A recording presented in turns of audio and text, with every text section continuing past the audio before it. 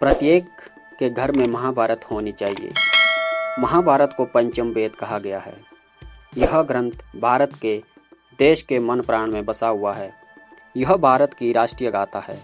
इस ग्रंथ में तत्कालीन भारत आर्यावर्त का समग्र इतिहास वर्णित है। अपने आदर्श स्त्री पुरुषों के चरित्रों से भारत के जनजीवन को यह प्रभावित कर रहा है। इसमें सैकड़ों पात्रों, स्थानों, घटनाओं तथा विचित्राओं व विडंबनाओं का वर्णन है। महाभारत में कई घटना संबंध और ज्ञान विज्ञान के रहस्य छिपे हुए हैं। महाभारत का हर पात्र जीवंत है, चाहे वो कौरव हो, पांडव, कर्ण और कृष्ण हो या धृष्टद्युम्न, शल्य, शिखंडी और कृपाचार्य हो। महाभारत सिर्फ योद्धाओं की गाथा तथा सीमित नहीं है। महाभारत से जुड़े शाप, वचन और आशीर्वाद में भी रहस्य छिपे हुए हैं। दरअसल महाभारत की कहानी युद्ध के बाद समाप्त नहीं होती है। असल में महाभारत की कहानी तो युद्ध के बाद शुरू होती है, जो आज भी जारी। जानते हैं कि वर्तमान युग महाभारत की ही देन है। खैर, हम आपको बताएंगे महाभारत के पात्रों की ऐसी विचित्र कहानियां जिनके बारे में आपने कभी सुना भी नहीं होगा। यह कहानियां हमने महाभारत के अलग दूसरे ग्रंथों से संग्रहित की है। तो दोस्तों, वीडियो को शुरू करने से पहले आपसे हाथ जोड़कर रिक्वेस्ट है, हमारे चैनल कृष्णा वाणी को सब्सक्राइब करें ताकि ऐसी वीडियो सबसे पहले आप तक पहुंचे। सबसे पहली कथा शुरू करते हैं दोस्तों, पांडु की कथा। महाभारत के आदि पर्व के अनुसार एक दिन राजा पांडु आखेट के लिए निकलते हैं। जंगल में दूर से दिखने पर उनको एक हिरण दिखाई देता है। वे उसे एक तीर से मार देते हैं। वो हिरण एक ऋषि निकलते हैं तो अपनी पत्नी के साथ मैथुनरत थे। वे ऋषि मरते वक्त पांडु को श्राप देते हैं कि तुम भी मेरी तरह मरोगे। जब तुम अपनी या किसी भी स्त्री के साथ मैथुनरत रहोगे, उस समय तुम्हारी मृत्यु हो जाएगी। इस शाप के भय से पांडु अपना राज्य अपने भाई धृतराष्ट्र को सौंपकर अपनी पत्नियां कुंती और मांद्री के साथ जंगल में चले गए।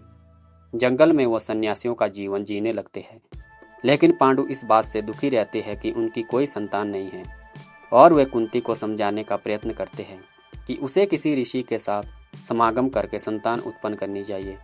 कुंती पर पुरुष के साथ नहीं सोना चाहती, तो पांडु उसे यह कथा सुनाते हैं। तो दोस्तों, वो कौन सी कथा है जो पांडु माता कुंती को सुनाते हैं, हम भी जानते हैं इस वीडियो में। प्राचीन काल में स्त्रियां स्वतंत्र थी और वे जिसके साथ चाहे उसके साथ संगम कर सकती थी, जैसे पशु पक्षी करते हैं। केवल ऋतुकाल में पत्नी केवल पति के साथ समागम कर सकती है, अन्यथा वह स्वतंत्र है। यही धर्म था जो नारियों का पक्ष करता था और सभी इसका पालन करते थे। एक उद्दालक नाम के प्रसिद्ध मुनि थे, जिनका श्वेत केतु नामक एक पुत्र था। एक बार जब श्वेत केतु अपने माता पिता के साथ बैठे थे, एक ब्राह्मण आया और श्वेत केतु की माँ का हाथ पकड़कर बोला, आओ चले। अपनी माँ को इस तरह जाते हुए देखकर श्वेत केतु बहुत क्रोधित हुआ, किंतु पिता ने उनको समझाया कि नियम के अनुसार स्त्रियां गायों की तरह स्वतंत्र है। जिस किसी के भी साथ समागम करने के लिए इन्हें श्वेत केतु के द्वारा फिर यह नियम बनाया गया कि स्त्रियां को पति के प्रति वफादार होना चाहिए और पर पुरुष के साथ समागम करके पाप भ्रूण हत्या की तरह होता है। तो दोस्तों, दूसरी कथा की बात करते हैं। एक रहस्यमय व्यक्ति शिखंडी हुए महाभारत में, जिनके बारे में कई लोग कुछ नहीं जानते हैं। तो हम इस वीडियो में बताएंगे कि आखिर शिखंडी की पूर्व जन्म की कथा क्या थी और वो किस लिए प्रकट हुए थे, जो कि उन्हें कई लोग किन्नर मानते थे, लेकिन वो किन्नर नहीं थे, वो भी एक पुरुष थे। इस वीडियो में, इस कथा में आपको सब कुछ पता चल जाएगा। वीडियो में एंड तक बने रहिए। शिखंडी का नाम सभी ने सुना होगा। शिखंडी को उसके पिता द्रुपद ने पुरुष की तरह पाला था, तो स्वाभाविक है कि उसका विवाह किसी स्त्री से ही किया जाना चाहिए। ऐसा ही हुआ, लेकिन शिखंडी की पत्नी को इस वास्तविक का पता चला तो वो शिखंडी को छोड़ अपने पिता के घर चली गई। क्रोधित पिता ने द्रुपद के विनाश की चेतावनी दे दी। हताश शिखंडी जंगल में जाकर आत्महत्या करने लगा। तभी एक यक्ष ने वहां उपस्थित होकर उसकी स्थिति पर दया करते हुए रात भर के लिए उसे अपना लिंग दे दिया, ताकि वो अपना पुरुषत्व सिद्ध कर सके। हालांकि यक्ष की इस हरकत से यक्षपति कुबेर नाराज हो गए और उन्होंने उस यक्ष को शाप दे दिया कि शिखंडी के जीते जी उसे अपना लिंग वापस नहीं मिल पाएगा। यही शिखंडी महाभारत में भीष्म के घायल होने और अंततः उनकी मृत्यु का कारण बना। दरअसल शिखंडी पिछले जन्म में एक अम्बा नामक राजकुमारी थी, जिसका 2 बहनों के साथ भीष्म ने अपहरण कर लिया था। भीष्म इन बहनों की शादी शारीरिक रूप से अक्षम अपने अनुज विचित्रवीर्य से करना चाहते थे। अम्बा ने भीष्म को बताया कि उसका प्रेमी है और प्रार्थना की कि उसे मुक्त कर दे। भीष्म ने उसे मुक्त कर दिया, लेकिन उसके प्रेमी ने उसे अपनाने से मना कर दिया और उसे वापस विचित्रवीर्य के पास लौटना पड़ा। लेकिन विचित्रवीर्य ने भी उसे अस्वीकार कर दिया। तब अम्बा ने भीष्म के सामने विवाह का निवेदन रखा, लेकिन उन्होंने तो आजीवन ब्रह्मचारी रहने का व्रत लिया हुआ था। अंततः अम्बा ने परशुराम से न्याय की गुहार की।